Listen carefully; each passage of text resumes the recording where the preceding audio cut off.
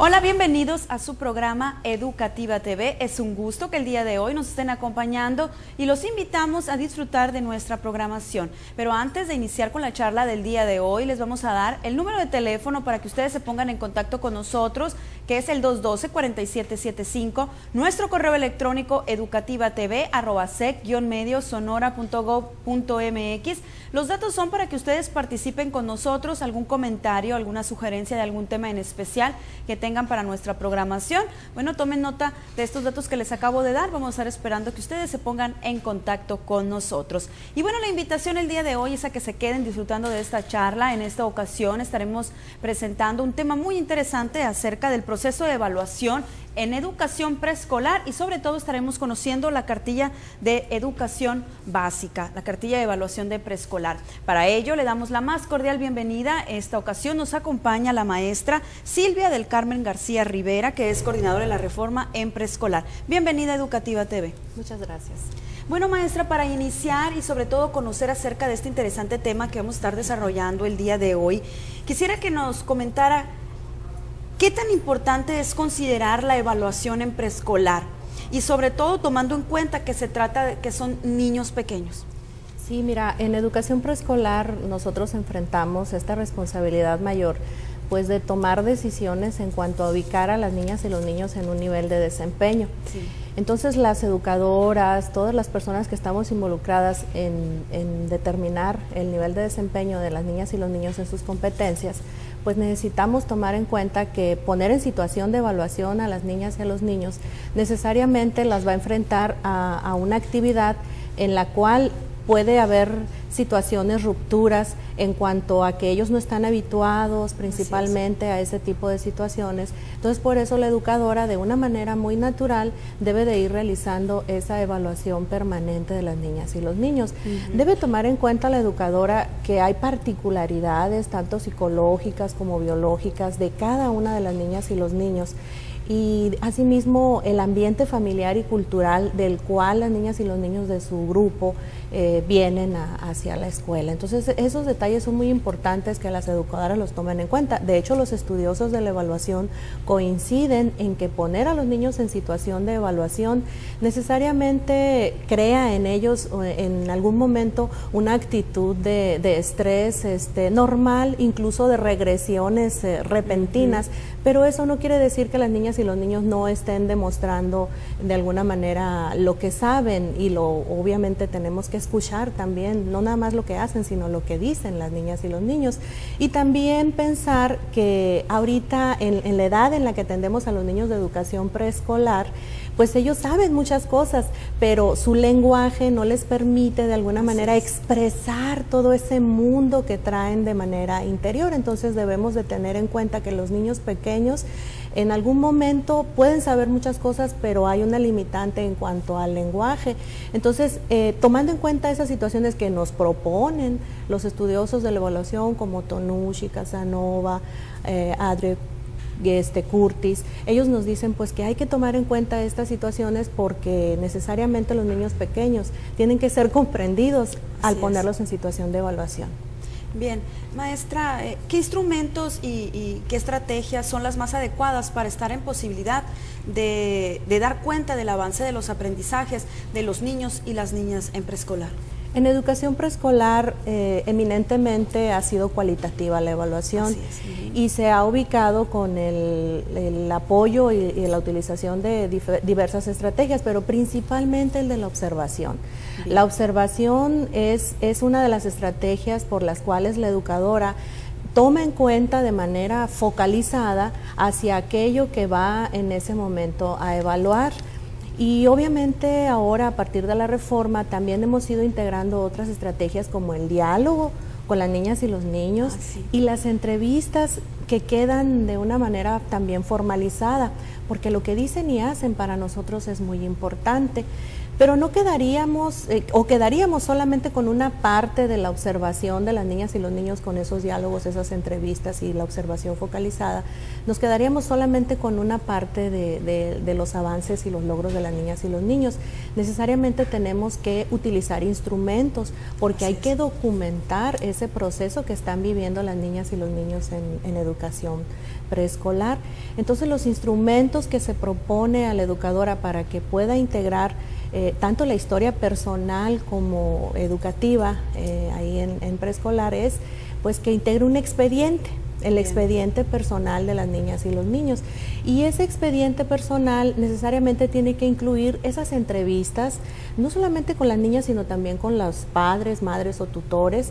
Es muy importante que nos comenten esa historia personal que en algún momento nosotros vamos a ver proyectada dentro de las actividades en clase. También es muy importante para nosotros estar observando a las niñas y los niños y tomar nota, la educadora, de una manera de acuerdo a la competencia que se esté desarrollando y trabajando. Y esos, en ese expediente también integrar, aparte de las notas de la educadora, muy importantes en logros, avances o dificultades que las niñas y los niños puedan estar enfrentando, los desafíos, los retos que están enfrentando de manera cotidiana en el aula, porque la evaluación debe ser permanente. También la educadora va tomando decisiones de qué trabajos o producciones de las niñas y los niños se van a ir integrando en ese expediente personal. Necesariamente esos trabajos o evidencias, les llamamos de alguna manera nosotros, esas evidencias deben de tener comentarios de la educadora al respecto de la producción que esté en ese momento. Esos comentarios de la educadora tienen que ser complementados, obviamente con la fecha y todos esos datos que en determinado momento, al regresar la educadora al expediente de las niñas y los niños, realmente le den cuenta del nivel de desempeño de ellos. Bien, y sobre todo, como lo está mencionando, esas entrevistas, esos diálogos que se tienen con los niños, la observación de la educadora hacia las actividades que ellos están realizando, pues les sirven para ir viendo día a día cómo es el desarrollo del niño. A lo mejor se presenta alguna dificultad, pero el niño en ese diálogo que tuvo con la maestra le comentó de algún problema a lo mejor que tuvo en casa, y eso es lo que le está afectando en ese momento. Entonces, si la maestra está realizando todas esas observaciones, pues en ese expediente van a conocer todo lo referente al niño. Maestra, algo importante que quisiera que nos diera a conocer en estos momentos es acerca del diario de trabajo. ¿En qué consiste claramente ese diario de trabajo que realizan las educadoras en el aula? Mira, el diario de trabajo viene siendo también una parte muy importante como el instrumento principal de la educadora, como una ventana a la realidad que está viviendo de acuerdo a su intervención docente. El diario de trabajo es un instrumento propuesto desde el programa 2004 y ahora como continuidad en el programa 2011. Se sigue pidiendo a las educadoras que continúen elaborando su diario de trabajo, pero no verlo como un documento solamente de dar cuenta de lo que de que está cumpliendo con su trabajo. Ahí lo que debe de ser ese diario es un instrumento de reflexión de su propia práctica, de su intervención docente y enfrentarse a situaciones en las cuales tenga que tomar decisiones la educadora de modificar su propia práctica, obviamente para trabajar mejor con las niñas y los niños, para que esas actividades realmente estén logrando el avance en las competencias de las niñas y los niños. Entonces, es un instrumento de evaluación también, pero de una evaluación permanente de la intervención docente y un regreso siempre y constante a esa reflexión de su propia práctica.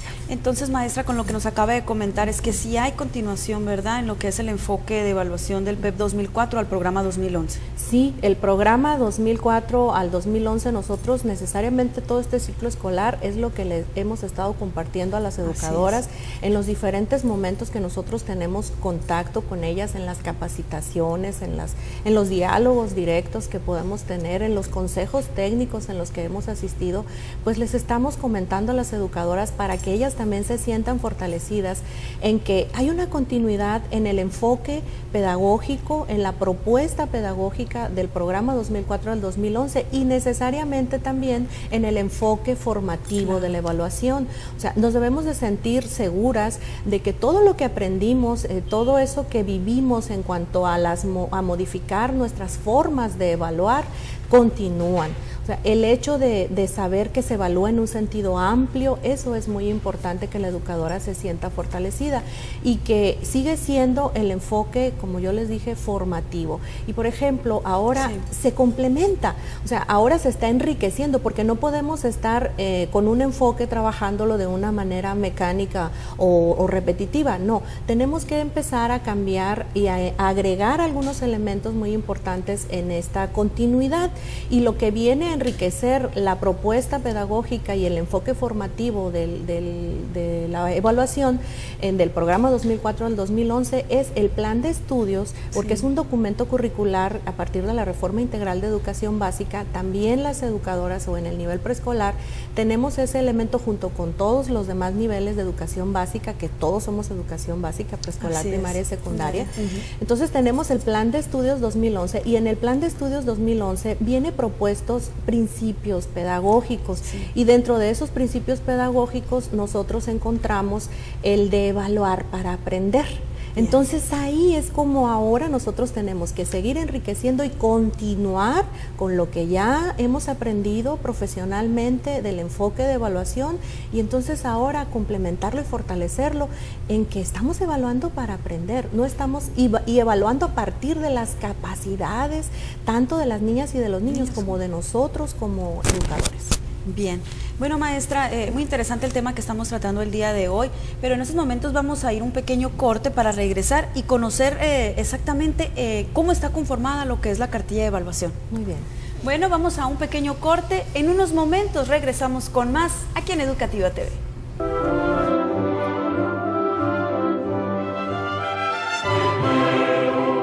La educación en la Constitución de 1917.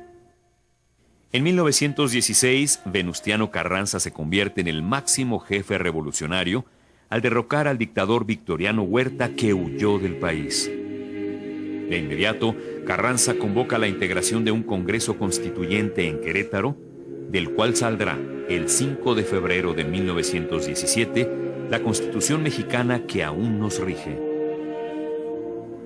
En tal proyecto constitucional participaron las diversas fuerzas revolucionarias que buscaban mejorar las condiciones de vida de la población del país con una nueva legislación social, educativa, agraria y laboral. En especial, durante los debates se discutió el tema educativo desde sus ángulos jurídico, filosófico, político, sociológico, pedagógico y moral. Bajo el principio de que el Estado debe dirigir y orientar la enseñanza pública como representante de la sociedad, el tema educativo quedó dictaminado en varios artículos constitucionales.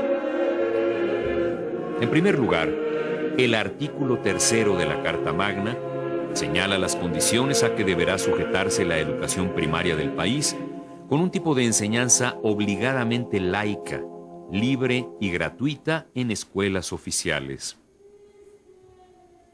Enseñanza laica quiere decir ajena a toda creencia religiosa, inspirada en un criterio rigurosamente científico que debía impartirse también en las escuelas particulares. El artículo 31 obliga a todos los mexicanos a llevar a sus hijos menores a escuelas públicas o privadas para obtener la educación primaria y una instrucción cívica de los valores democráticos. En el artículo 73 se otorga al Poder Legislativo la facultad de normar la instalación de escuelas particulares de enseñanza profesional, técnica, agrícola y de artes y oficios. También se delegó el cuidado de las escuelas primarias del Estado a cargo de los municipios en el artículo 115, además de respetar la autonomía de los estados en el manejo interno de la educación pública. Así, la Constitución de 1917 sienta las bases para una educación que sirviera al desarrollo del país y diera igualdad de oportunidades escolares para todos.